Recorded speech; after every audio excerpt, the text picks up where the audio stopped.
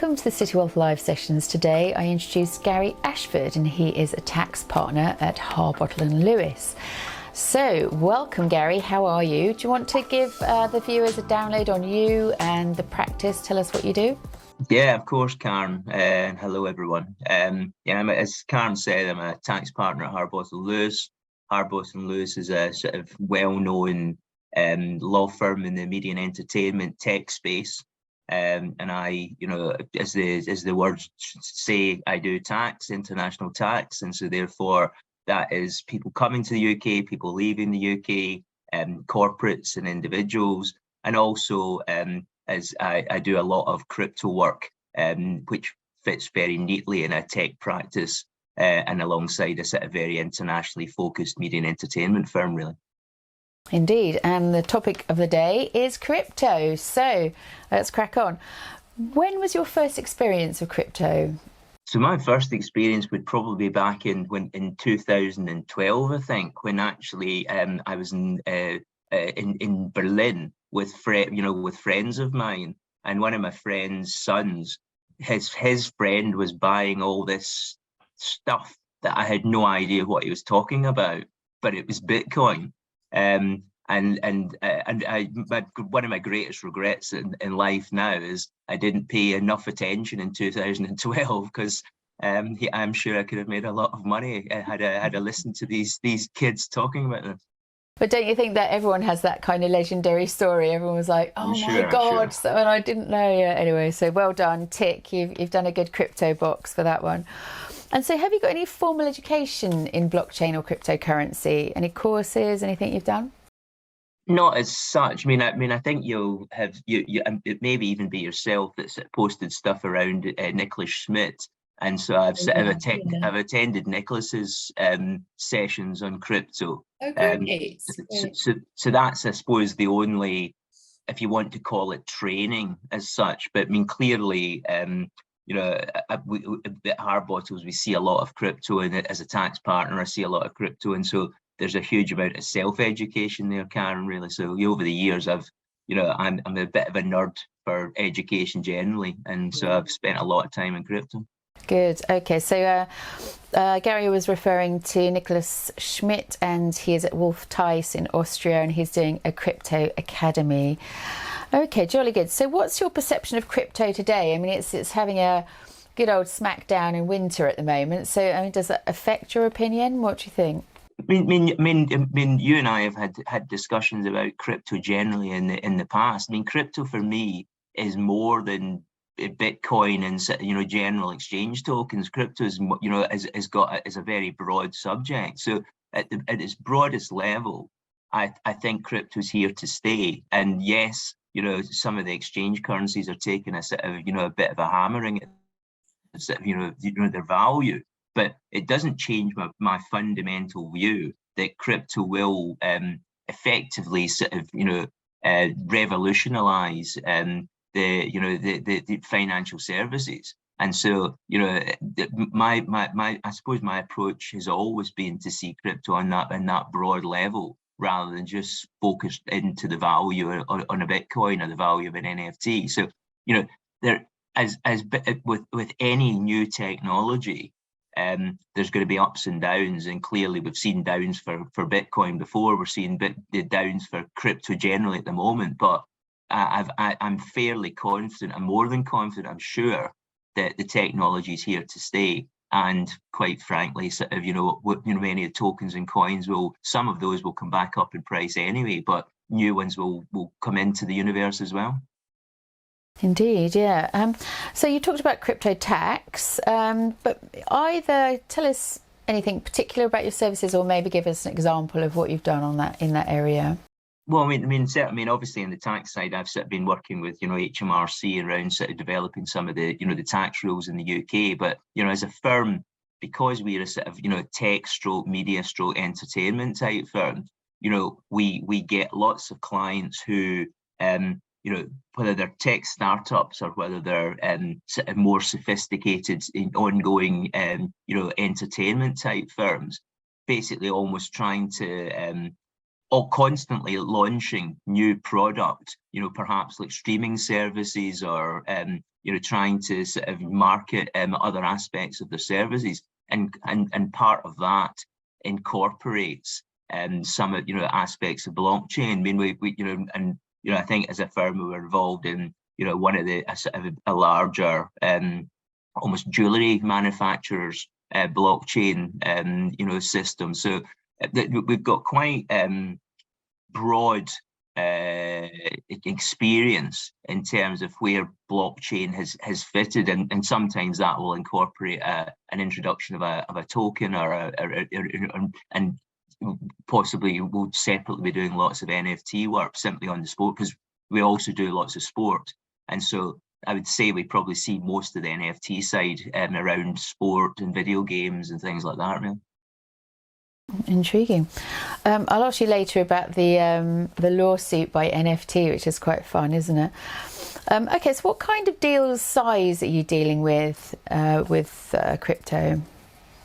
Well, I mean, because we are probably, I hark back to sort of almost the background of the firm. Really, the firm's quite well known in that media and entertainment industry. So the deal size, very often we'll be dealing with sort of almost multinational, whether it's film studios or essentially some of the largest video game manufacturers in the world. So some of the deals are quite chunky, to be honest with you. But added to that, we'll then see we will always see startup stuff coming out, but very often that startup will come from someone who's got is quite well known in the industry already, and then decides to spin off and do their own thing. So it tends to be at the more sophisticated end, really, albeit that the initial size may not be that large, but we are dealing with some very big ones as well. Okay, interesting to hear.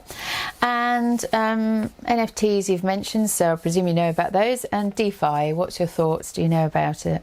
Well, DeFi is the thing that is probably on a personal level possibly the most interesting to me, because I've sort of I used to be in the banking group at Ernst & Young. I sort of I do a lot of financial services tax work, and so therefore financial services in its broadest sense is always going to be interesting to me.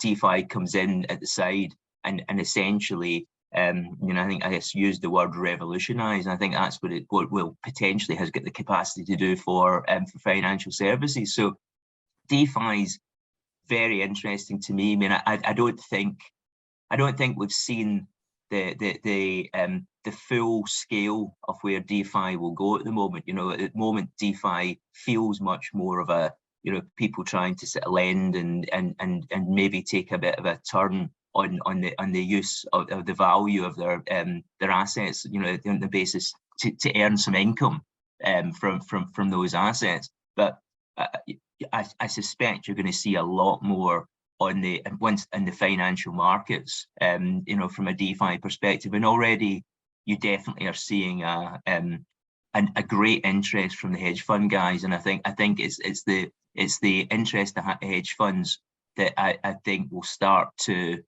increase the sort of almost the interest and the opportunities coming from DeFi. Yeah, I completely agree with you. I think hedge funds are somehow the big part of the jigsaw, aren't they? Connecting the TradFi and the New World DeFi. Okay, so 3 other organisations or people in crypto that you would recommend.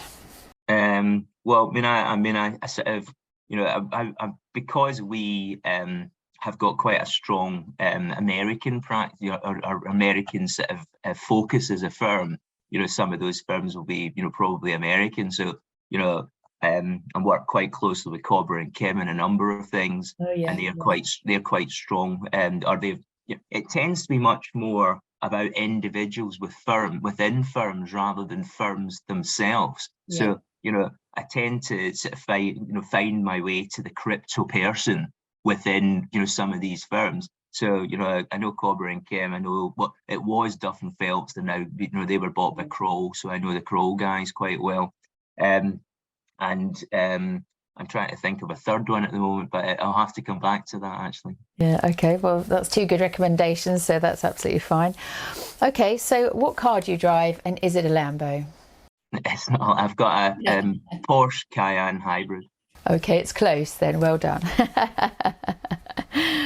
And anything you regret in crypto? You've already told us, haven't you? In 2012, you should have been there in at the beginning. Yeah, I mean that's definitely my biggest regret. My biggest regret was, as you can imagine, I'm a dour Scot, and dour Scots are not renowned to be that adventurous in terms of their, with their money, and so therefore, if it sounds too good to be true, you probably, as a Scot, you're probably likely to take that approach. But in this case, I definitely regret that I didn't take the plunge in 2012 when clearly the price of Bitcoin was extremely low. Yeah, you could have had 1,000 of those sitting in your bank account right now, couldn't you, or your wallet? Okay, so moving on then, a bit more fun questions. So, a favourite restaurant for a client meeting? I mean, I like Hush in Mayfair. Hush is always a good one for me. I mean, I'm a member of the Century Club in Shaftesbury Avenue, so I'll tend to use the Century quite a lot. But if I'm over, we used to have an office in Mayfair, and I used to be a regular in Hush, which in Lancashire Court. So that would probably be always my first choice if I was around Mayfair, I think. Okay, good to hear. And hobbies that you've got, pastimes? Hobbies. I mean, over the years, I used to play a lot of sport, and so and I used to play a lot of football when I was younger. So football was always close to my heart. I've got season tickets at the Arsenal, which is probably a bad thing, but so we have as a family, we sort of get season tickets at the Arsenal. Watch football all the time, interested in football. I like rugby, I like other sports as well, but I'm definitely very much football focused. My kids, I've got two a 17-year-old and a 20-year-old boy, and so therefore I've spent literally 17, 20 years of my life taking them to all over the country playing their own sports sort of thing. So football was a big part of it. When I was younger, I used to play drums in bands and things like that. So I'm always interested in music, and if I ever get the chance to have it and knock up with a band, I'll probably always do it. But these days, I'm just too busy for that, really. Yeah, fair enough. And I love movies as well. So I love movies and restaurants and things like that. Nice.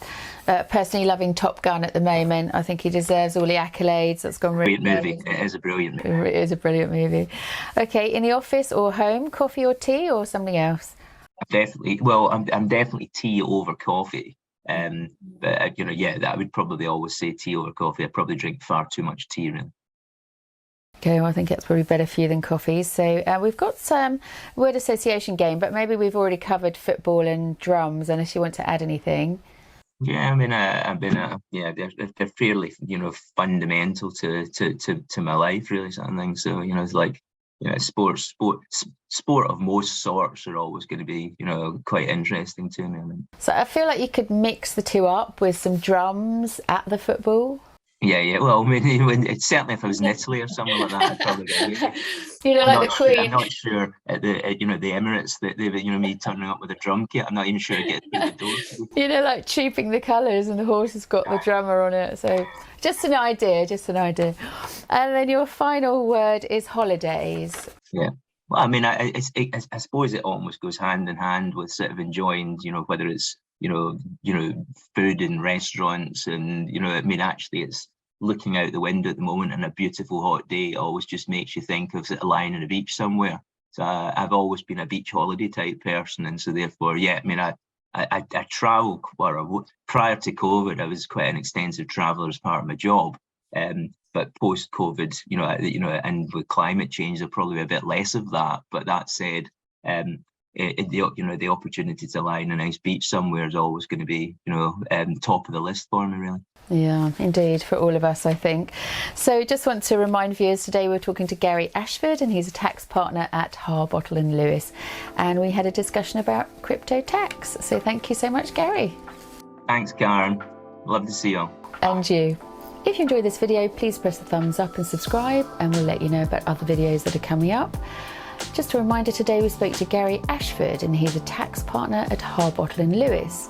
He's also a Citywealth crypto accredited advisor, and you can find him on our leaders list, www.leaderslist.co.uk.